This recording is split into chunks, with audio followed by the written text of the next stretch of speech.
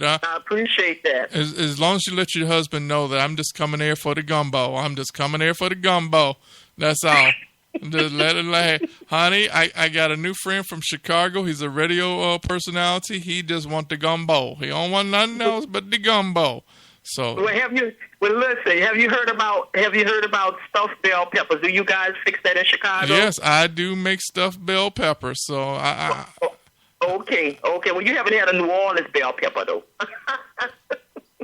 You haven't had a New Orleans stuffed bell pepper. You got to try that too.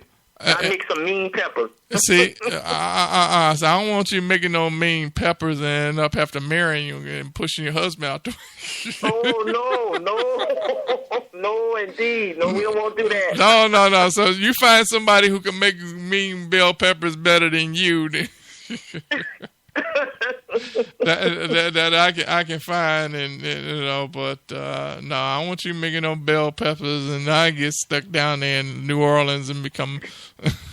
Well, I tell you one thing, cooking down here is, my husband, he's a great cook, and he actually cooks some awesome dishes. But I'm not when I'm not doing anything or if I have downtime, I for some reason I just feel like cooking a whole lot of things. I make a wonderful bread pudding, dessert bread pudding. You know what? People love my bread pudding, so I can cook really well. I think I done open up a can of worms already. I done open up a can of worms. You talking about bread pudding? Look here. Do you have a twin sister? No, just kidding. Bread pudding with rum sauce on it. I make a nice sauce. But, that's just all coming from New Orleans. We just cook. My grandmother, I learned it from her.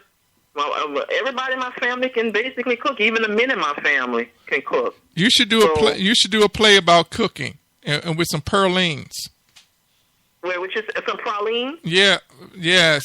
You should. You know what? Pralines take patience and takes time to make those pralines.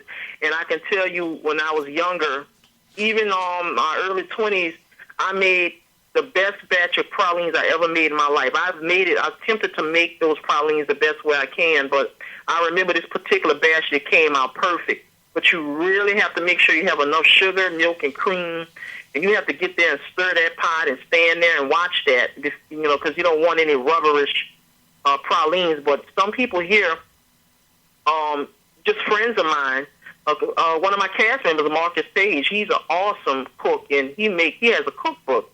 And he shows you how to make those different things, and his pralines are delicious. So certain people can make certain things better than others, but pralines is a weakness of mine too, that I love. And if I see a person that's selling those pralines and I know they're good, I'm going to buy them.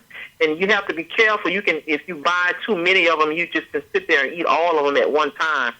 So you just have to watch that sugar intake. But that's just New Orleans. We just cook everything. Wow. It's just delicious. You should actually do a stage play about cooking. About cooking? Yeah.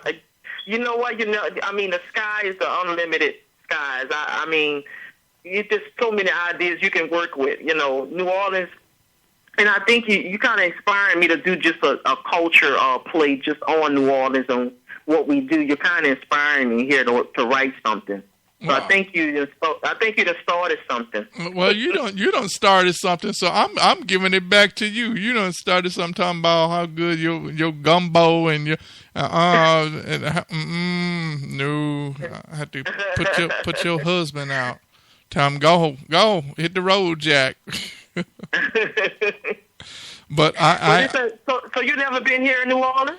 No, but I hear they have great stage plays and great art, and now I have a new friend now that is a wonderful stage producer. I can actually make a special trip to come and see your work when you have it played, and I might end up having a tour bus come down there, so I'll just kick the tour bus off and just make a stop by so I can get some of the pralines. Is it pralines or pralines? How you say it? Well, I'm going to tell you two different ways. It's pralines, or you could call it pecan candy. You ain't right. So if you prefer pecan candy, pecan candy or praline. Oh, it's called pecan. Ladies and gentlemen, I've been saying pecans. Pecans. Pecan candy.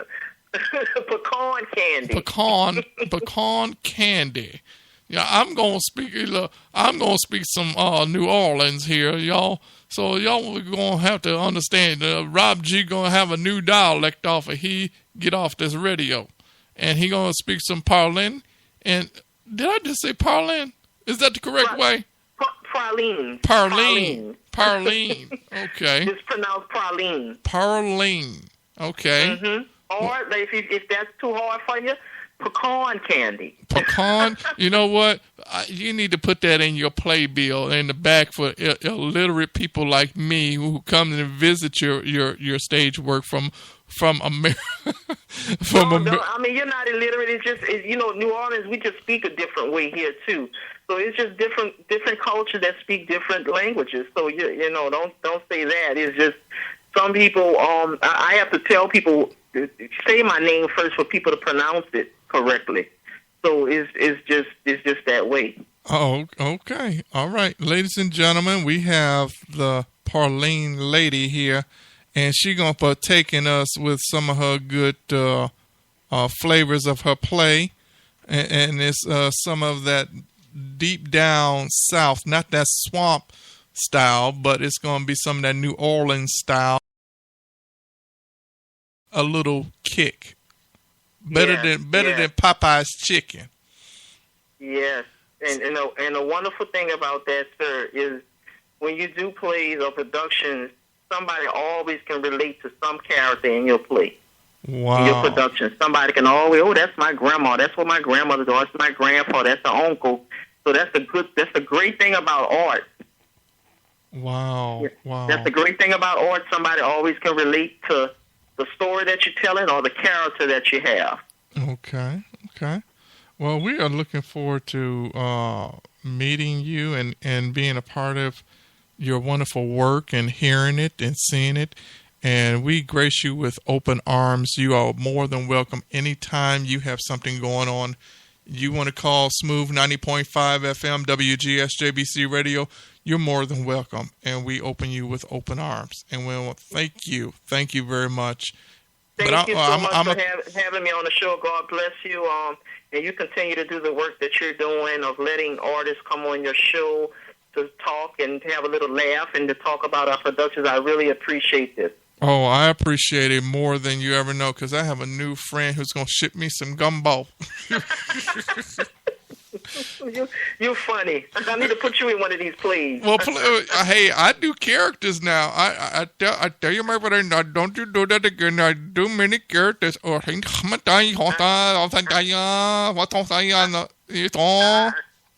tell you're a character for sure. Oh, I don't know to take that as an insult or a compliment. No. It's a compliment. It's a compliment. A lot of people are like, oh, you're a real character. Like, yeah, here in Chicago, it means one thing, but it means a different thing in another city. But, ladies and gentlemen, once again, we have the one and only playwright from New Orleans with gracing our presence all the way from the western part of New Orleans, right? New Orleans, Louisiana. New Orleans. New Orleans. So there's no west or north or south part, is it? Well, I mean, you can say that, but I would say southern New Orleans. Okay, she's from the southern part of New Orleans, and when she comes here to the station, I'm gonna treat her and her family to some Chicago style food, and she gonna bring a big old pot of gumbo.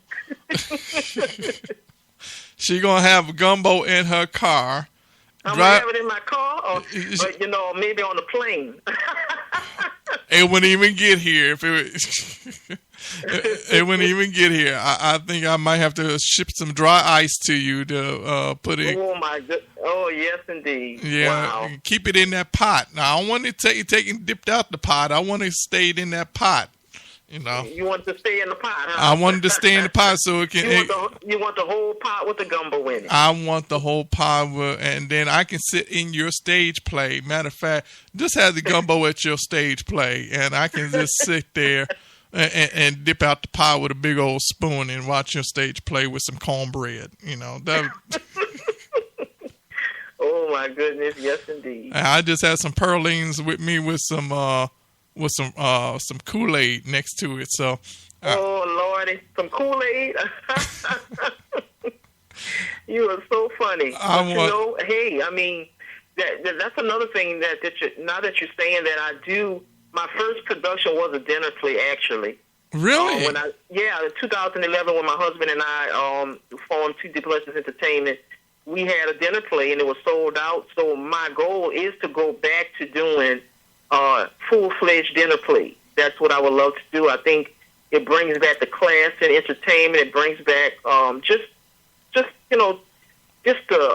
spirit behind it. Looking at a good play and eating a good plate of food and going home feeling good. So we're going to get back to doing dinner plays as well. Well, I'm putting a shout out to Mr. Victor Gulley. Attention, Mr. Victor Gulley. We need dinner plays. If you got any playwrights who do dinner plays, let's get them on too, so we can find out about some dinner plays. Attention! All calls out. Call out to Mr. Victor Gulley of Taste of Theater.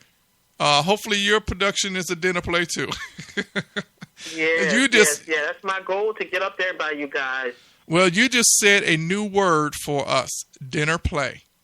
And because every time when a playwright says a particular word, I take that and I enhance it and I define that word and find out more about it. And you just said something that I did not. I've always asked different playwrights where they're from, what food is really good in their particular city. Mm-hmm. You just said dinner plays. I did not think about dinner plays. I've heard about murder mystery plays. And mm-hmm. We haven't touched on that yet, but mm-hmm. we've touched on gospel plays. We've touched on relationship, sexual abuse. We've touched on black box. We've touched on different types of plays, but we have not touched on dinner plays yet. And dinner plays are wonderful. And you know what? So you're the last caller of the evening, and that's how it should go out. Once you go see a play, you have dinner. Exactly. And Miss New Orleans just brought us a new flavor with a new spice, and that's what it's going to be, dinner play. So y'all go ahead and find yourself a good play, because if y'all can't, she has it on DVD. And where can they get this DVD at?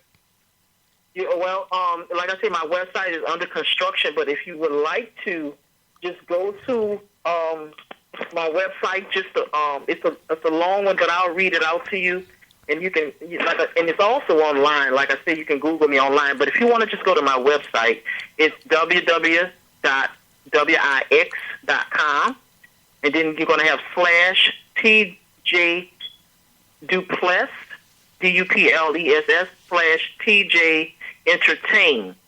So you can go to my website, but it is under construction. I'm going to be adding some different things on there. And like I said, you can go to YouTube, and you can follow me on Twitter at Lady73. You can follow me on Instagram at TLovelyQueen. So you can find me, Trinice Jordan Duplessis. I'm on the internet. So, and like I said, you can email me about possibly casting for some of my productions at tjduplessis@gmail.com. Well, thank you very much, Ms. Duplessis. I am looking forward to seeing your work and definitely making a special trip down there. Just keep me informed when you have your play, and I will make every effort. I might even make that a vacation trip down there. And that might be a great idea. And you just be sure, whatever pot you put that gumbo in, don't expect it back, because I'm taking that pot with me. Okay.